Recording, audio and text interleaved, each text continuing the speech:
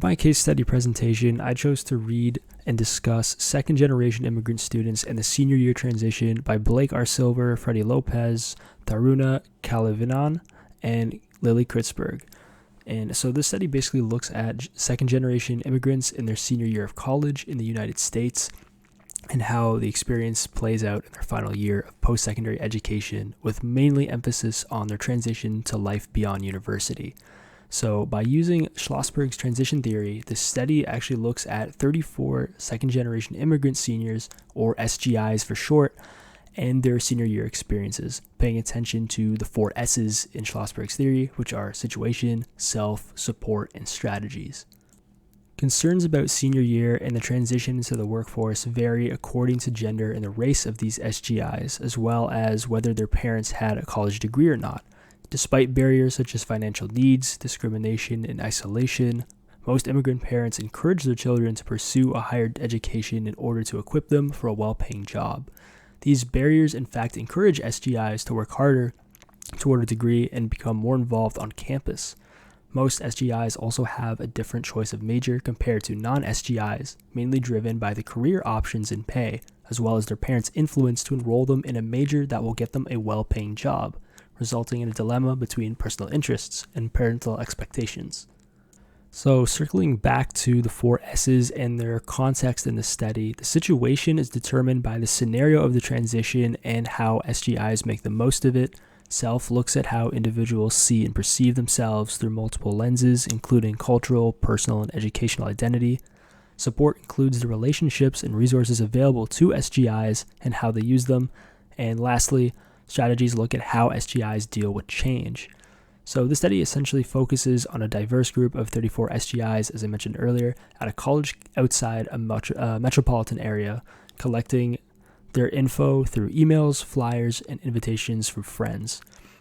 Essentially, these stats were collected for their demographics, gender, major, and parents' level of education. Researchers and authors then observed students' responses to questions through open and closed coding to find a trend in the 4 S's and their influence on student answers. Closed coding was more effective rather than open coding because they displayed more disagreement between parental views and access to resources. So one of the main results after conducting the interviews were these 5 themes that remained consistent throughout the entire study.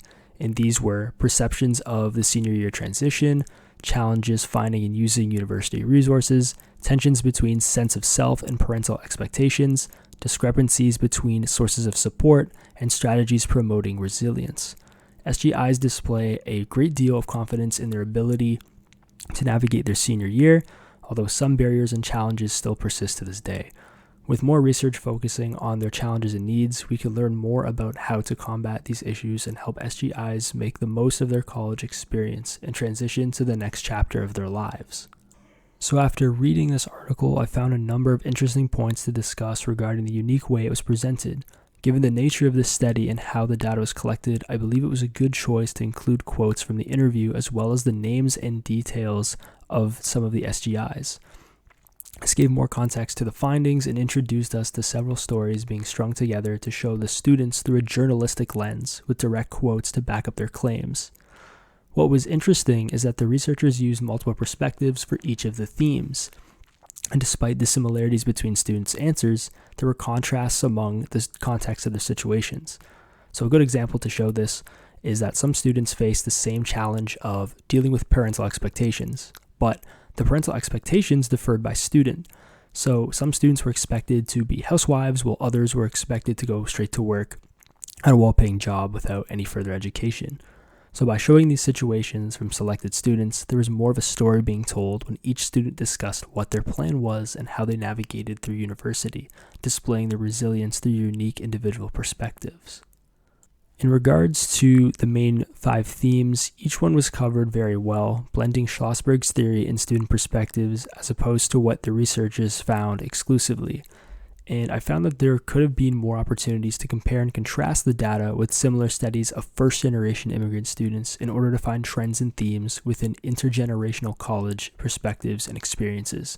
So essentially, differences and similarities between different generations, even up till now with, 3rd, 4th, 5th generation students.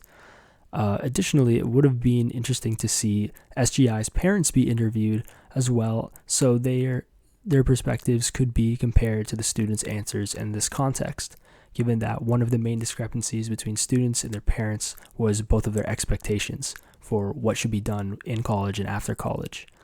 And the study also mentions some useful focuses that they want to implement for future studies, which I completely agree with, looking at SGIs in their early years of university, during the end, and after graduation as they begin their careers. So essentially, context before the senior year and then after the senior year.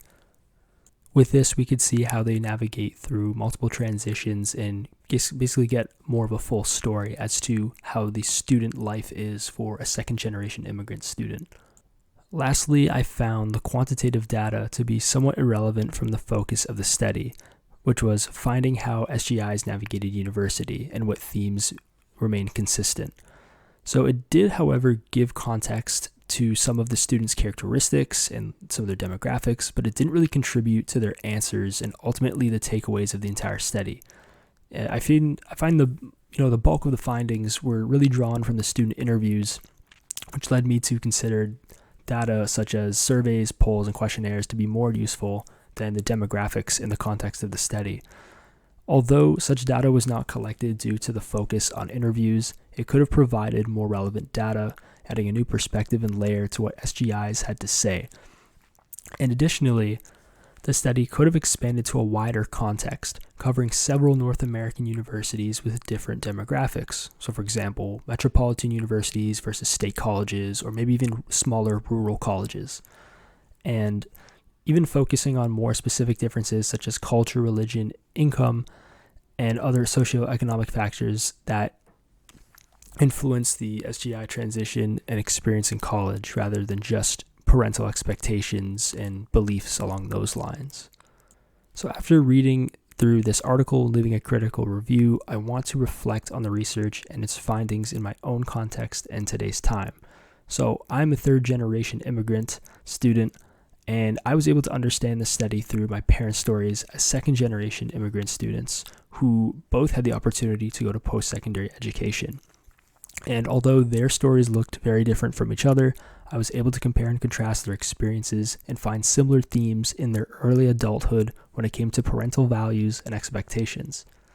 So looking at my experience as a third-generation immigrant student, my situation correlates a lot more to my mom's than my dad's.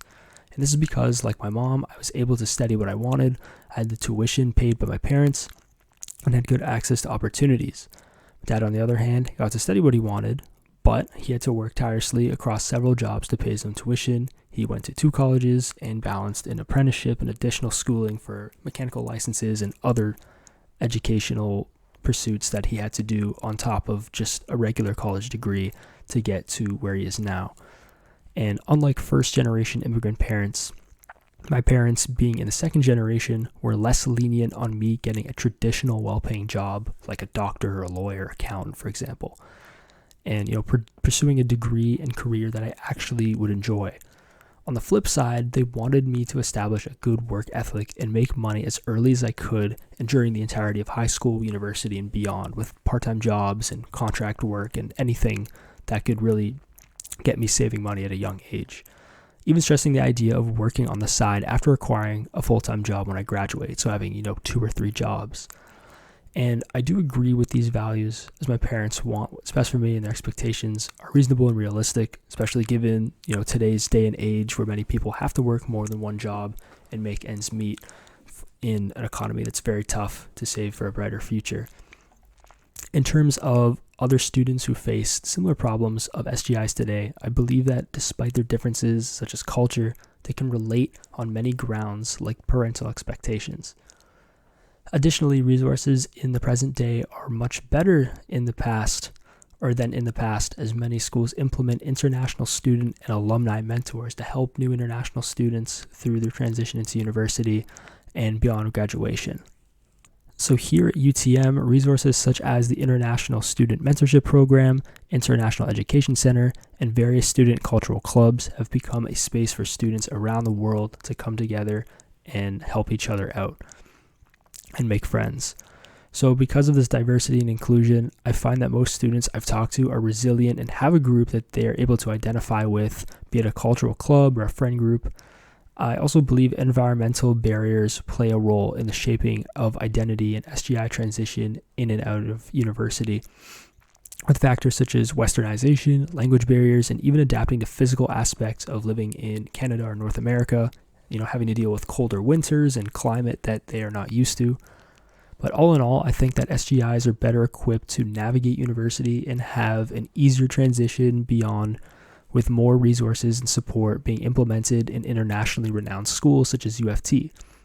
Even with international student population alone, persisting differences still bring students together through shared experiences and a sense of community developed around said experiences to bring each other closer together and create a unique bond around relatable aspects of each other's lives. I hope you enjoyed my presentation, and here is a quick screenshot of my handout that briefly summarizes my presentation. Thank you all for listening.